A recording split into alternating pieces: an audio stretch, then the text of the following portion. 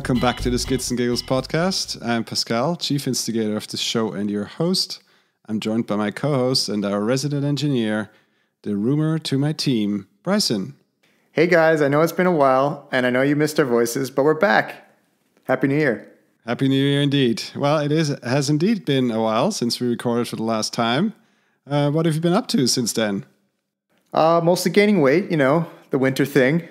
But I finished building up my hardtail into a rigid bike. So I'm rocking a rigid fork, of course a hardtail. It's steel frame, steel fork, but I do have a little bit of suspension in the tires via Cushcore.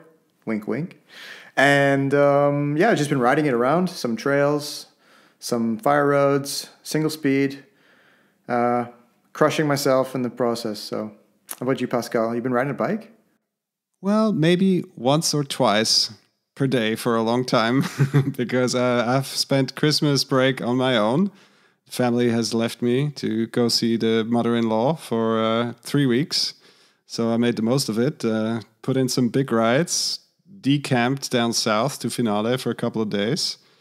It was a great time. Got to see quite a lot of our friends of the podcast, fellow racers, former guests, a great number of people. I had a great time. And then I came back. We all came down with COVID.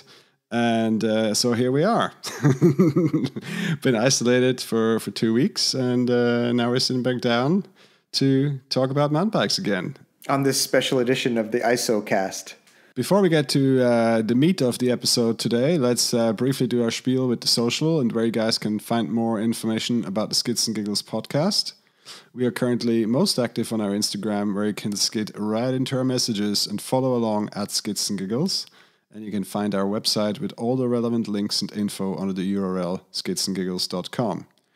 Also, if you guys like what we're doing and want to know what's up, just give us a follow on Spotify. Hit subscribe on Apple Podcasts or wherever else you listen to great podcasts. Speaking of Spotify, do you know that they have a rating system now? So you can give between 1 and 5 stars for podcasts? Yeah, I mean, that's a cool thing. They just released it at the beginning of the year. And so if you guys like what we're doing, also on Spotify, you can ship us a 5-star rating. It helps us reach more people like you and helps us grow our show.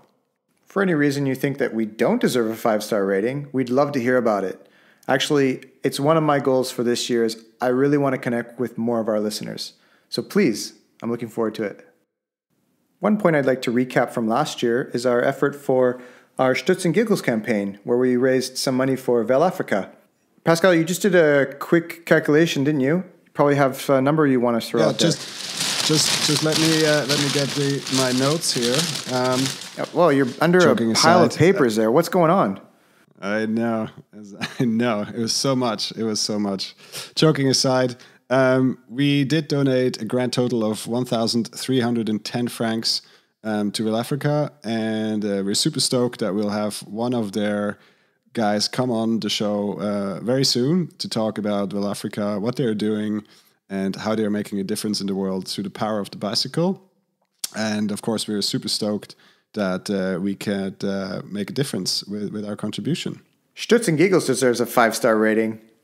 Coming back to today's episode, we sat back down with the 4-time Skids and Giggles champion, James Drew of Bike the World, to talk about the state of the industry in 2022. Of course, we sat down with James exactly a year ago to talk about what it took to run a business in the bike industry in 2021.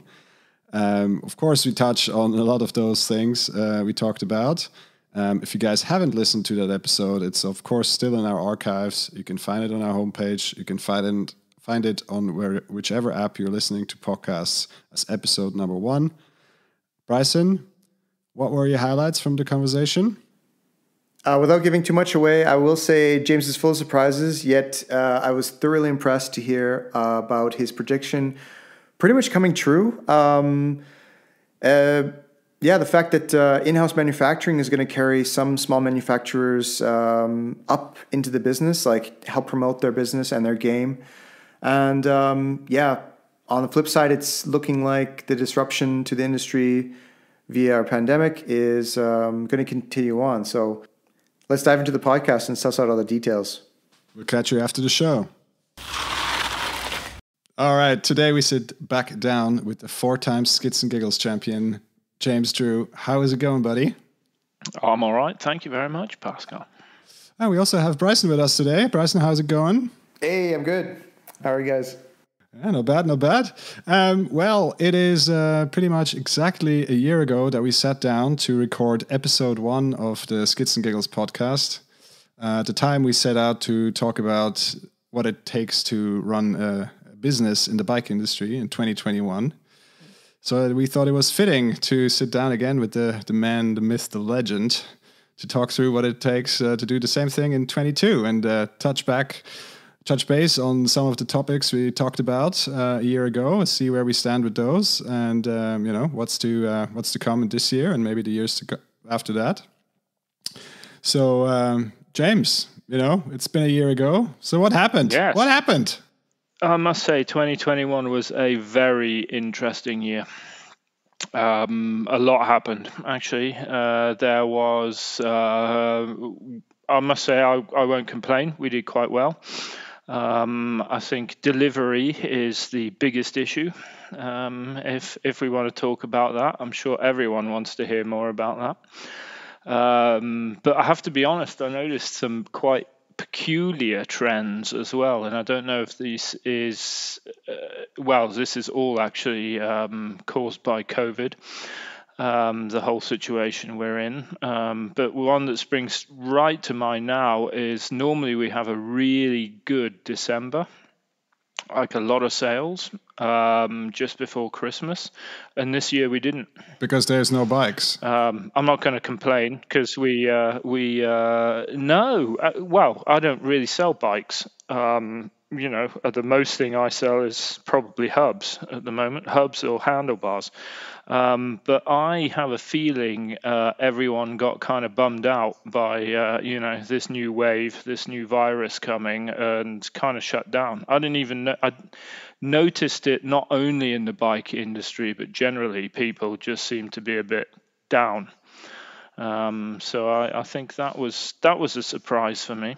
Because December's normally pretty hectic leading up to Christmas, but this year was dead. So I went skiing a lot, which was nice.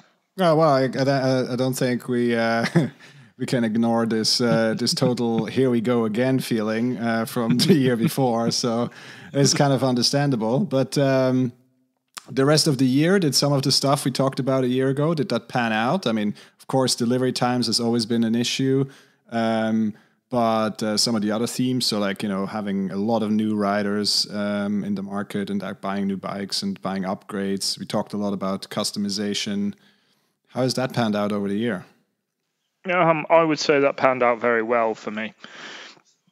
I have one or two brands who probably they suffered a bit because of delivery issues. However, all the brands I have that manufacture at home that kind of pulled through in the very beginning of the year and kept us going was, I would say, later in the year, shall we say, going into autumn. A lot of the brands I have which were struggling with delivery also then pulled through. So we could really keep it going through the year. So no complaints. I also, if you talk about customization, my big question, this is something I'm wondering about, are people now buying more expensive parts because they can't get hold of other parts? That's always been in the back of my head, is this kind of a honeymoon period, and if COVID ever ends, will it stop? Will people start looking at buying cheaper options, or will it continue with the quality? So it's an interesting one, actually. Oh, that's for sure. And I mean, it also nicely ties in with a lot of the other things that we talked about last year, which I think one of the key themes was this sustainability. And we also had this other episode and talk with Phil Law of Pembrey, which is interesting enough is getting some more traction now because he's been featured in this the European Bike Project Pink Bike articles. So now people are coming back to that episode to hear it straight from Phil himself. It's actually quite interesting to see in the data. But this sustainability piece kind of ties in nicely with what you just said, because typically bits and pieces that are manufactured at home, they are not necessarily known to be the cheapest. They're a bit more higher value, but they play to that theme of like, okay, well, it's maybe more expensive, but I know exactly where it's coming from. That the person that is putting it together is earning a decent living, and we're not destroying the planet, and whatever carbon we're offsetting with this production, we're offsetting it with new trees in the case of Pembrey. So is that something that is keeping going this year, or is that something that has been on? Well, I can't say much, but it's going to explode. That is. Okay, and based on what do you say that? The orders. And no, we have some big customers who are buying into that and also really believe in the what's the word I'm looking for? The whole idea behind what Phil's doing. I also think the fact that there has been issues with delivery, a lot of people have started to look at other options and probably found, hey, there's some guys out there who are doing really neat, smart things. They are being sustainable. They are trying to help. Trying to improve things, and it's very possible that these things wouldn't have been noticed in a different type of market, so a different environment where everyone's just clamoring to be cheaper than the rest. I suppose we've had the luxury of having having a deficit of a lot of products, so it's how do you say, a seller's market. Oh, for sure. If you have something to sell, then it's gonna help you a lot. It's at the gonna minute. help. That's for sure. That is true.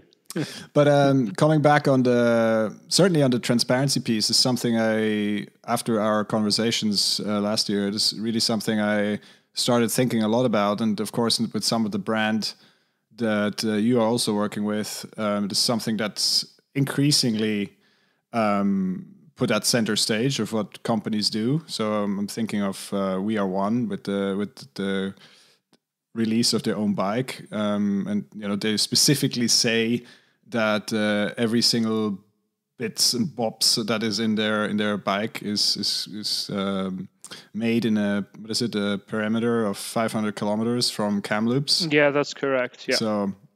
And they know all their suppliers, etc. So that's So it's certainly something that has more legs. Also, as more brands get involved. Yeah, no, I think that's. That's definitely something that's interesting. And I mean, if you look at it, if you look at We Are One, the fact that they know where everything's coming from. They know the people that they're sourcing it. They know what's going on. That does also it makes things easier, and it makes it's easier to track the whole sustainability of what you're doing. If you're if you're still sourcing, I don't know, your aluminium from China or wherever, you don't really know where it's coming from. You can't be 100% sure how sustainable you're actually being. Well, and it's also something along the lines of quality assurance, right? So it is much easier to work with people that are just literally a couple of kilometers down the road, and you can go there in person and check on their tooling and check on their machinery. I know that's something that Bryson is feeling very passionately about. tooling and quality assurance, but yeah, I mean it's I think it's an important theme. And I think what people are not seeing at the minute is kind of the real life benefit for them right now, or even in the immediate future. And my personal view is that, of course, as just from an experience, that some of those brands that are working in that way, they have not had any issues to deliver. You can call them at their factory, and it's like, this is what I need, this is what I'm interested in. Can you offer me something like this? Yeah, for sure. And then 2 weeks later, you have it on your doorstep. And for example, right? Apart from the sustainability piece, because one of the big questions or big challenges that still needs to be solved with the sustainability piece is, right now it's put on the consumer, because you're at the end of the day, you're still buying new product. So we need to solve also for the fact that there needs to be a benefit apart from just the new product. Well, it's. I think we all need to. I mean, for example, for me, it's this whole, what's going on, and if we talk about sustainability or being conscious, shall we say, it's got me thinking a lot. I mean, there's a lot more we can do, actually. If you just look at packaging, for example, Pembury does that very well. Industry 9 as well. No plastic, only recycled products, cardboard, paper. And it makes me think, I do have a few other brands where the packaging can be slightly over the top, which is fantastic for the customer. But it gets me thinking, okay, I can probably, do the same effect, but be a lot more conscious. So that's something I've looked into, is actually buying products in bulk without packaging and doing my own packaging, and just trying to, cut down on the amount of waste. Because if you look at France, I think they banned all plastic packaging for fruit and veg now. Haven't they? And I find that interesting, because at the moment we're not being forced to do it.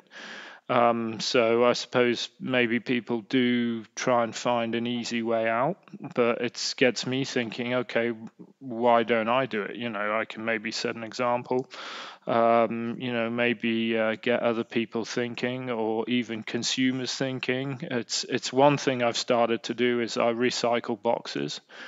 I haven't been doing it for long, but I want to get a stamp. So, if I get a box, I might just use it again and send it out to the customer. It might not be perfect. And, they might get it and think, what the hell? What's this? This box is a bit tatty. But the idea is to get a stamp that just says, recycled box, and just stamp on there. And so people really kind of get the message. Oh, okay, wow, they're reusing this box. They're trying to do something good. They're not just, using a new one every time they want to send the smallest piece, or the smallest part. So I have to say, I think there's a lot more people can do. I think Phil's setting a super example. And I think if people can start to fall into that kind of mindset, I think we can do a lot, actually. Every little helps, if you know what I mean. Absolutely. Good old Tesco shopper. What are you talking about? Well, yeah, it has nothing to do with the fact that they were open 24 hours. There you go. And they had a booze section. There you go.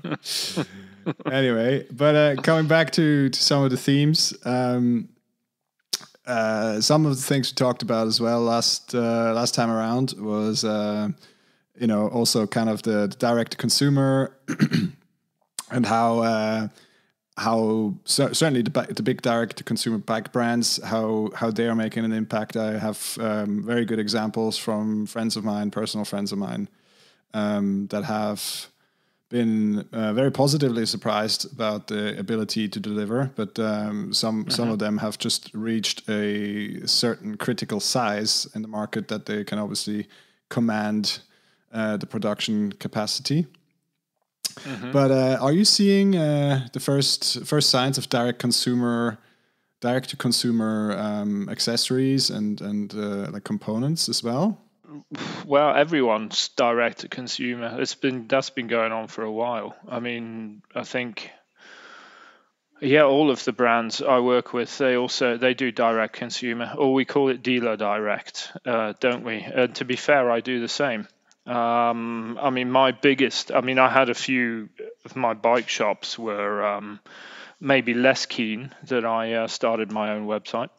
But my argument is okay.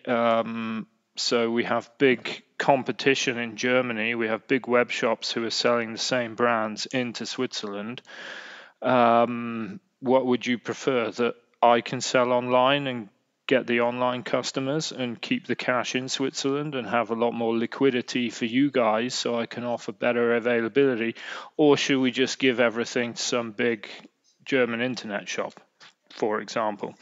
So I mean, that's something I don't fight with anymore. That's kind of just a reality of the industry. That's something I had probably bigger issue with about 3 years ago, as I noticed, encroachment into my market, and I wasn't anymore the go-to place to get that certain brand. But I think the times are changing. But yeah, when I think about it, all of my suppliers sell directly as well. But when we talk about that, the biggest issue, and I think that's something that maybe people don't understand, is if you buy anything from the US or Canada directly and have it shipped to Switzerland, it's expensive, very expensive. And you will also have to pay all the duties and the VAT on top of that. I've had this conversation with a few end consumers who have got in touch with me and said, well, when I go on their website, it's a bit cheaper. And I say, okay, but that's VAT free and that's shipping free. So if you calculate all of those costs together, it's actually going to be cheaper to buy it from me. Which is it's an interesting topic, because I noticed a few people don't really understand. I had one guy who actually wrote to me after he bought direct and said, yeah, okay, I'm really sorry, that was completely the wrong thing to do. I should have bought it from you. It would have been cheaper. I would have had a service partner in Switzerland. I would have had someone to speak to, because actually he ordered the wrong part and then got in touch with me and said, can I change it through you? And I was like, well, you didn't buy it from me.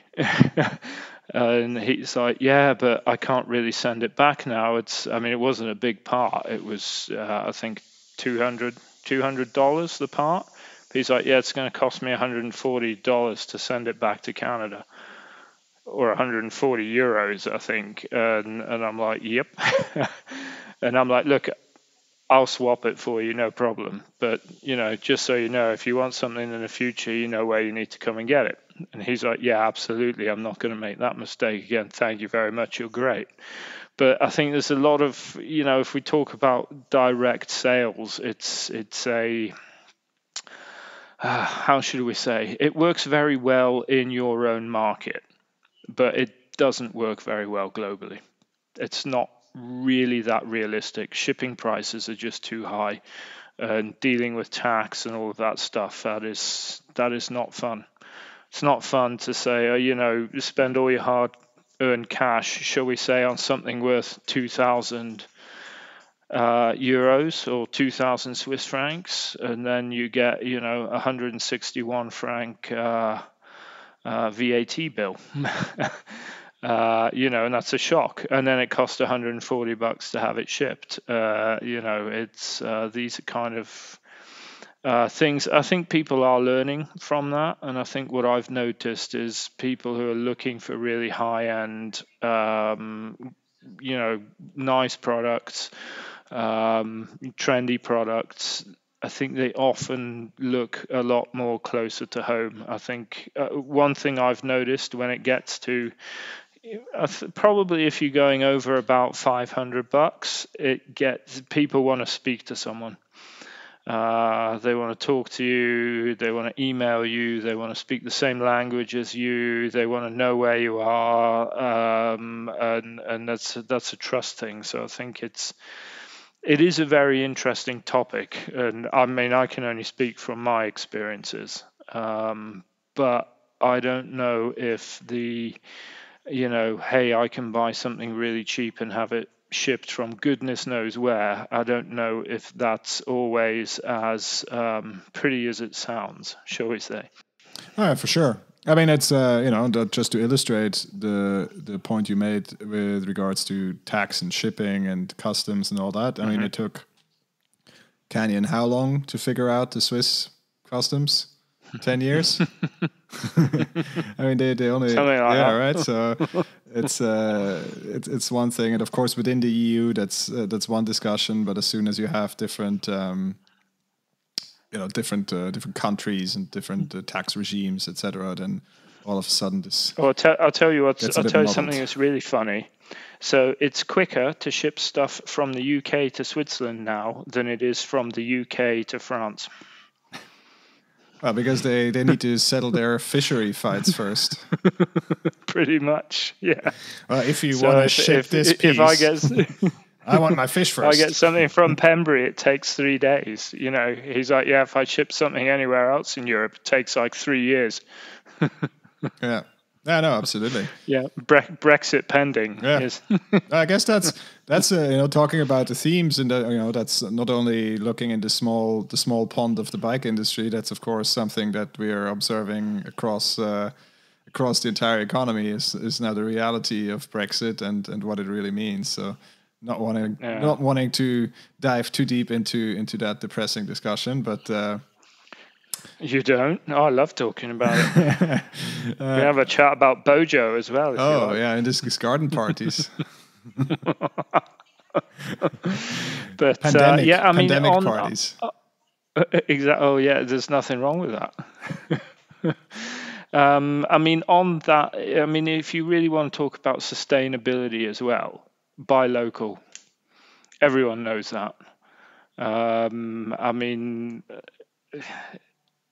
Well, no, that's common sense. Yeah, I mean, you can buy stuff abroad. I buy stuff abroad, but if you can buy it local, why not buy it local? Why not help your local economy instead of helping someone else's, or lining the pockets of some guy whose pockets are pretty full already. Very true. Very true. But not to take undue credit for this brilliant discussion we just had. I mean, Robin Schaub, our dear friend of the podcast, he motivated some of that question, but he also had another sub point that he wanted to know, and I guess you answered it partially. Is like, do you see in your component brands, do you see any trends that are happening, be it direct to consumer or not in your case, and how do you prepare for your future? Well, like I said, all of the brands I work with sell direct to consumer already. If I'm losing a lot of sales to them, that's very hard to quantify. It is possible. I think Industry 9, it is more than likely. I think with like Cro-Mag or Title, which don't offer things at those price levels, very unlikely because the shipping costs are too high. How I'm preparing for the future is, I mean, I've pretty much done the same. So, I mean, if you talk about selling, I think omni-channel or multi-channel is the way to go, and that's what I do. I mean, I notice I have some customers who they get in touch with me, and I can say, yeah, go to a dealer, please. But I already know then they won't. They just get pissed. They just get annoyed. They're just like, yeah, okay, this guy's an idiot. I want to give him my money, and he doesn't want it. So, I mean, you have to say yes. If I think about preparing for the future, I think me specifically is what I've learned to do is diversify. So I don't ever stop moving. I'm always looking for something new. I'm always, trying to find a new brand, or trying to get into something else, or shall we say trying to grow. I think that's the only way forward, really, is it's never been my idea to just stay the way I am and earn the same for, not that I earn anything, but earn nothing for the rest of my life. The idea is to grow and make something and to become bigger. And the most important thing, which I'm sure most people realize, is it's all about leads. You want to generate leads. You want to build relationships with your customers. You want to have a lot of customers, and as soon as you have that and you have happy customers and you provide a good service, you will win over any direct model, because they will always come back to you. They might come back to you and say, hey, by the way, I can get this for this price online. And you'll go, yeah, okay, fine. You're a good customer. Let's see what we can do. But I think you should never underestimate that. And that's the most important part of what I do, is I try and provide the best service to my customers. And they come back and they're happy. And they're like, why should I go and buy somewhere cheaper? Oh, that's actually a very good point. I mean, especially when you think about, the spectrum of components, right? So a spectrum of components goes from, stem that is really hard to mess up and make any mistakes installing and stuff, apart from over torquing your bolts and stuff. But you probably don't need too much service work for that. But if you talk about your 3,000 franc wheel set, carbon rims, or even aluminium rims, sometimes, not that they cost 3,000 francs, but sometimes you do get from your local dealer, like James, you get fantastic support if something goes wrong, which it obviously always does. But what are you talking about? Yeah. But look, I'll illustrate it for you. So hang on. So we get a visual from James. It's an upside down triangle. Oh, there you go. So this is a sales model. So the sail, that's the smallest. Oh, hang on. Here, you got to see it. Sail, that's the smallest bit. Yeah, that's not necessarily the easiest bit, but that's probably the bit that's not that relevant when it comes to building good customer relationships. Yeah, and then you have here the follow-up. Hey, you bought this. How's it going? Everything okay? Do you need any help? Do you have any questions? And then afterwards, the service. Something goes wrong. Or what I do, for example, people that buy wheel sets, in my calendar, I set a yearly reminder, and I just send them an email to say, hey, you've had your wheel set for a year now. Do you want to get it serviced? Just get in touch with me. And I'd say, 70% of people are like, oh yeah, I should probably do that. And these kind of things that customers like, they're like, oh yeah, and you're like, hey, it's no problem. I'll even come and pick it up and organize everything for you, and they're happy. They don't have to worry about it. You're happy because it lasts longer, and they don't turn up after 3 years and it's fucked. I mean, I'd say that is how I prepare for my future. Make sure I have people that want to come to me, because I hope I can do the best for them. Doesn't always work out. Yeah, well, that's how it goes. Bryson? It really sounds like you're on point, James. We don't need to give you a whole bunch of praise. It's almost like you have some kind of prescient vision for your future, because I agree with you entirely about the service aspect. As you were describing that situation, it brought a memory to me. And I was reading a while back that around the turn of the industry, where we started to automate a lot of things in our factories and such, and everyone was afraid that, oh my gosh, my my job will be taken away because they'll automate this, and then I'll be out of a job.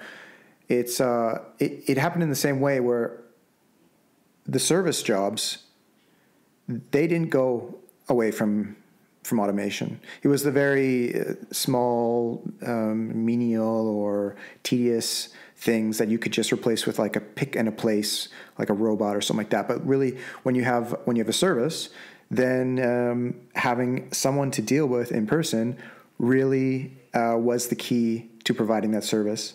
And as you say, it's what is probably going to bring you, or at least keep you at that in that area where you'll be at the top, or you'll be in the people's eye, and you'll be favored. Therefore, kind of securing your future in terms of being a distributor and offering a service. Yeah, absolutely. Yeah, but I do the same. I mean, to be honest, I sometimes I buy things that are probably cheaper somewhere else, but I have a place where I buy them. I'm really happy with them, and I'm like, yeah, I'd rather support them and give them my money, And okay, it's £2 more expensive, but that makes me happy. Mm-hmm. Yeah, it really, there's a kind of a correlation between this direct to consumer and automation. It's kind of like a shortcut, or like an easier way, or a simple path. And it was easy to implement, and now it's turning out to be a little bit of a headache, but for, I guess, several different reasons. I don't know all of them, but it's also the same way with automation and machinery. Like machinery needs servicing, or a new internet service provider goes in and it changes the way that locations are dialed in, and blah, blah, blah. Like automation isn't just plug and play. So in the same way that I think brands going direct isn't just plug and play. There's a lot of work that has to be done on the back end to support that. And maybe they're putting a little bit too much effort into providing that service when there is a really good model already, which is brick and mortar, or in your case, a personalized service. Yeah. Well, everyone wants to cut out the middleman. I mean, I'm a middleman. Sure, but you're providing value. Well, yeah, of course. I mean, it's not that easy as well. I mean, if you look at like direct sales, I mean, I remember, if we talk about Y2, they're the ones that really kicked this whole direct sales off. And I remember, I mean, that was a long time ago. Gee, I can't remember how long. It was a while ago. I was less grey back then. But what I remember is, all of a sudden, dealers like refuse to service them. Like, no, because they're ruining the market and this and that, and send them out. Apart from one that we all know very well, Greg. And I remember him talking about it and said, why would I refuse to service that? That's just ridiculous. I mean, that's money. And if you focus on service, the margins are way higher than selling products. If you talk about bike shops, you want to do, I mean, when I did retail management at Trek, we used to say you want to focus on about 80% of your turnover being service and 20% sales. If you can hit that, then, gravy train. It's looking good. So, it's very interesting. But I also think, like, if you look at these direct models, especially at bikes, I think it's unrealistic to send from one location bikes all over the world and not to have a service partner at the location. You need someone on the ground who can deal with problems, especially when you're talking about these prices and bikes are also complex. They got a lot of moving parts. Things can go wrong quite quickly. Things can go wrong when you're shipping. Things can go wrong during manufacture that you only realize once everyone's riding it. So it helps if you have someone who can respond quickly. But what doesn't help is, hey, I ordered a bike from Germany and I live in New Zealand. It doesn't work. Now what do I do? yeah, I'm never going to buy one again is probably what happens. I doubt people really, ship it halfway across the world to get it fixed, or maybe they do. I don't know. Um, I think personally, I would more sort of be like, okay, well, I'd try and fix it, but it's unlikely that I would send it back. Plus, to send it back, I mean, it's going to be gone for a while. All right, leave me out of commission. Sorry to jump around, but I wanted to go back to your business doing direct to consumer, or direct, but you selling online to consumers themselves. I guess 2021 was your first full year doing web sales. I just wanted to get your conclusion on having that period of web sales and what your conclusions were about going that route, because I remember talking to you earlier, and it was one of these things you were mulling over for a while, and then you finally decided to do it. And so, do you have any regrets? Did you learn one valuable lesson from it? Are you going to continue to do it? No regrets. One thing I can tell you is it's extremely competitive. So there's guys out there, there's shops out there who really know what they're doing when it comes to Google Shopping, Google AdWords, making sure their products get noticed. That requires a lot of work. It takes a long time to set up. It's something I'm actually currently looking into. However, it's still not the core of my business. The core of my business is bike shops. And when it comes to end consumers, one thing I noticed is the largest portion of sales when I look at end consumers, most of them just get in touch with me directly. Write me a message, write on Instagram, use the contact form, and ask questions. It's only for, shall we say, lower price point products that sell well. Anything, shall we say, going over 300 francs. Anything going over 300 francs is people are always getting in touch, talking to you, writing a message. I guess that kind of trust. They want to know that there's someone on the end and that they're buying from a reliable source. Definitely. And then jumping back again, on our first talk, you had this gut feeling that you gave to us, and it was something along the lines of, when you recognize a good product and you recognize there's high demand for it, perhaps perhaps smaller companies would have less of a risk to manufacture it in-house. And I was wondering if you saw some more examples. I guess Pembry would be the prime example that we've already talked about. But I was wondering if you saw any more examples of this, and did you pick them up in terms of distributorship because you felt that that ball was rolling and there was some value there? Well, definitely. We Are One is the other classic. I mean, they make rims and a frame. What I love about Pembry and We Are One is they don't have a lot of products. I think as soon as you have a huge amount of products, you start to kind of lose the overview, and it becomes difficult. So it means you have to stock more. So you have availability issues because you have a lot more products. Of course, maybe it's more interesting for a consumer, but it becomes difficult as a business model. If you have less products, but you maybe focus on the best and really high quality and really good stuff, and you keep it simple, I think for a small business, I think that's a much better business model. It's, for me, that's also quite interesting. That's one thing I do look at when I'm looking around, and I'm quite picky these days. I have made some interesting choices in the past with brands, which I no longer distribute. But I think that's one of the things I look at very quickly is, okay, they've got a really cool product. Okay, how many other products do they have? And it's quite interesting how I find you can gauge what sort of company it is by, I know this isn't going to sound great, but by the amount of crap they sell. So, if they've just got a few really high, top end, really nice products, you're like, okay, this is interesting. This is going to be an interesting company to work for or work with. They obviously care about what they do. Everything they're doing is high end.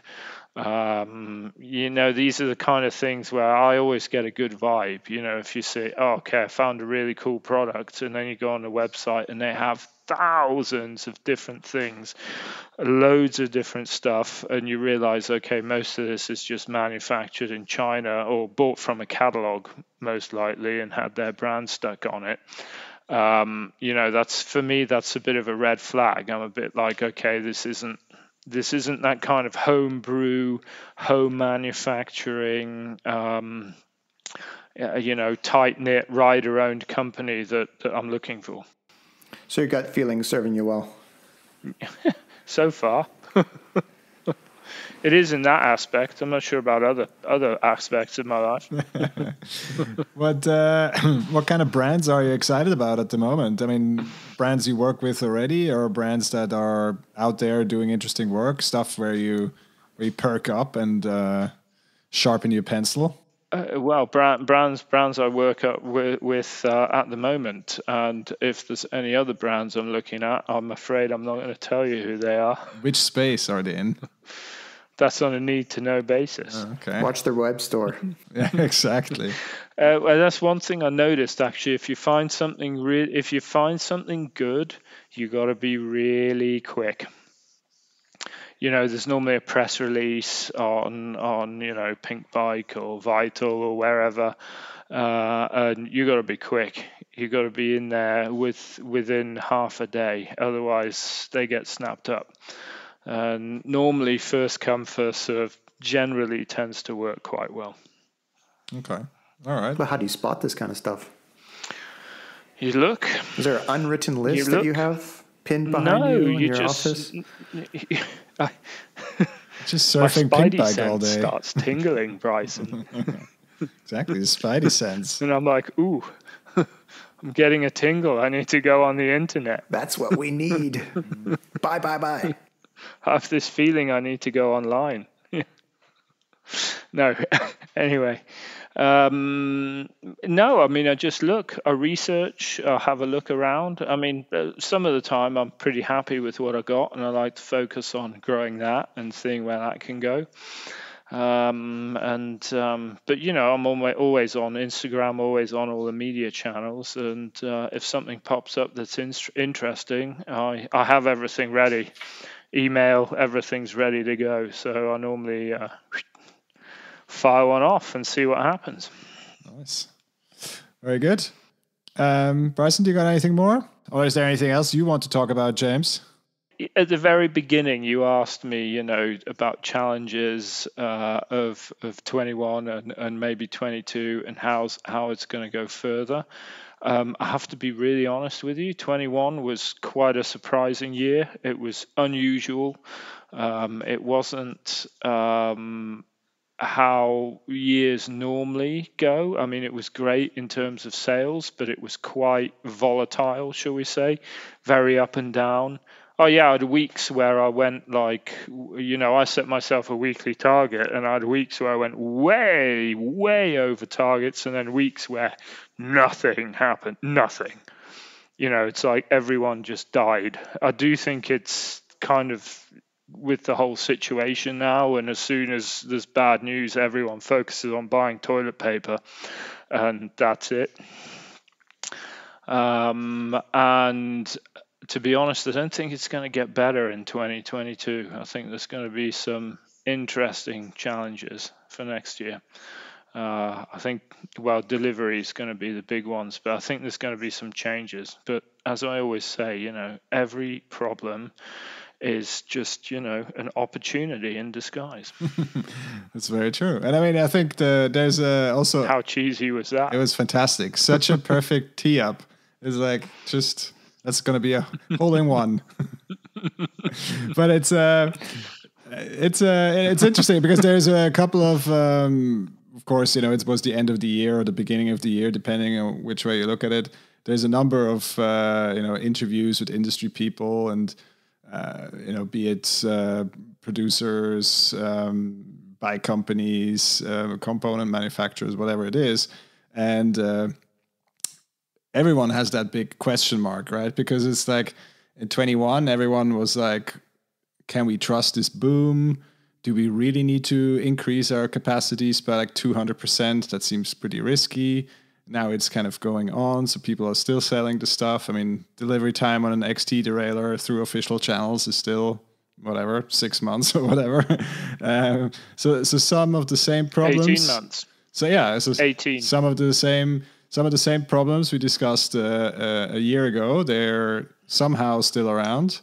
But there's also a lot of other things going on behind the scenes. Mm-hmm. And personally, I just don't have the visibility on it because some people, some shops, some companies, they appear to make it happen. They do get product, and others, they just never get anything. And I think that's, one of the big problems for 22 and maybe also 23 is going to be that, some companies will just be pushed out of the market because they can't get any product in, and they need to, they're not selling any bikes. They don't have any customers left that want to sell their bike service. They don't have any parts to service and stuff like that. So it's a big question mark still. To be honest, it's something I've been a bit concerned with, actually. If you look at, for example, if you distribute Shimano, you're not selling anything right now. I mean, there's no stock, and maybe you sold loads and loads of stuff and you got some cash in the bank, but that's not how business works. The more you sell, the more work you have to do, the more effort, the more packaging you have to buy. It's well, you're the finance guy. I believe it's called economies of scale. Exactly, something along those lines.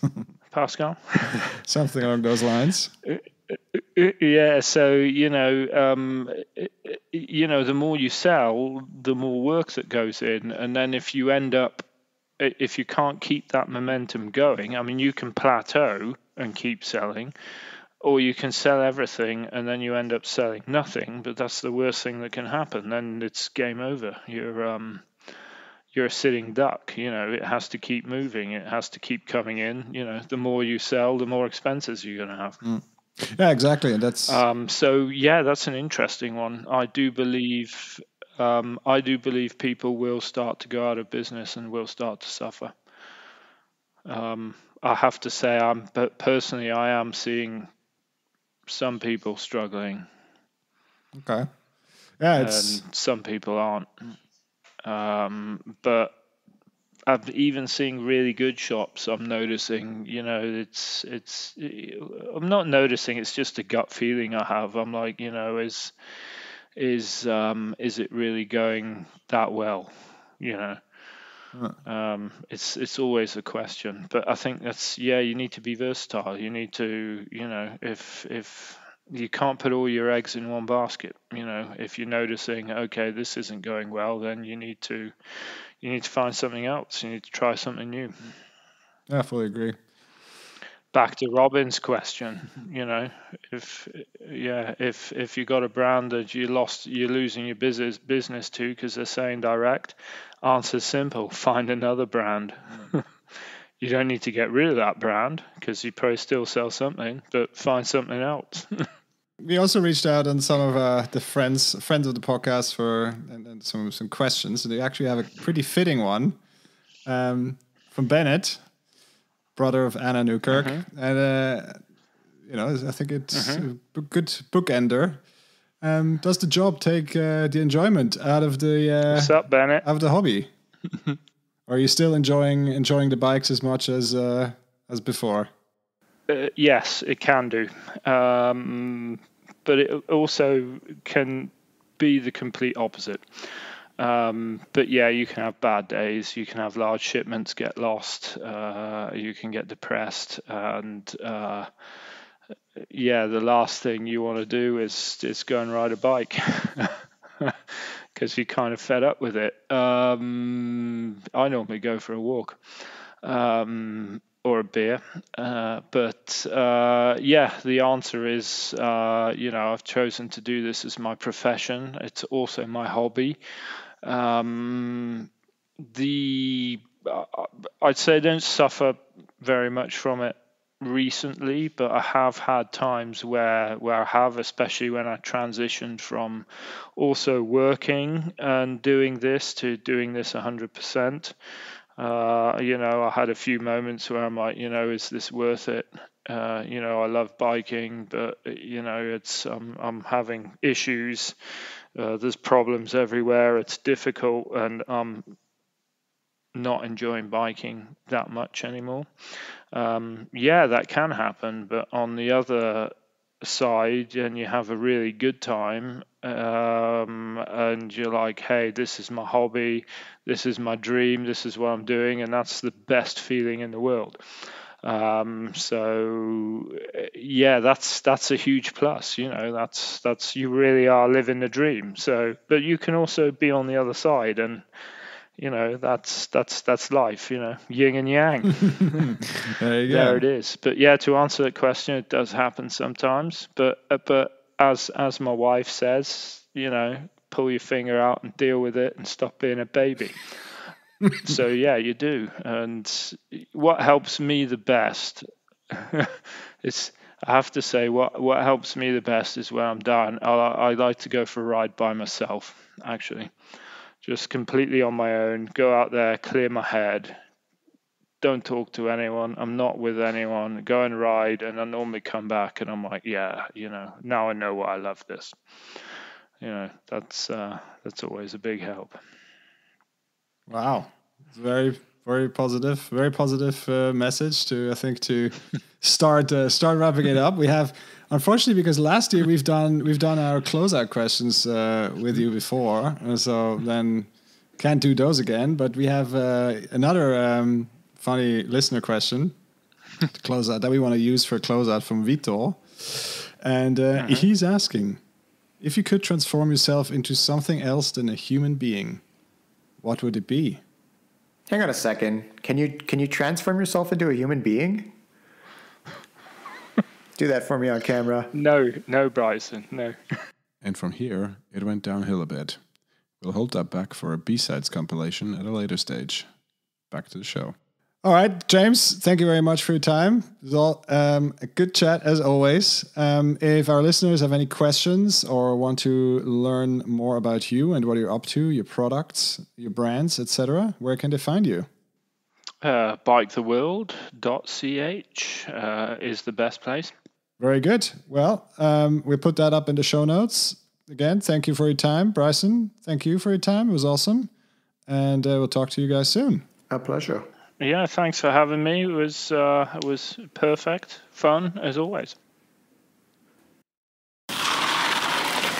Thanks for listening. We really hope you enjoyed this episode. As we mentioned at the top of the show, you can find all the links and the relevant info to this episode in the show notes. Also, if you enjoyed this episode, why don't you share it with your riding buddies? It really helps us grow our show and reach more cool people like you. That's great advice, Pascal. I really enjoyed making the episode as well. And I'm really looking forward to all the cool stuff we're going to be doing in 2022. So stay tuned, guys.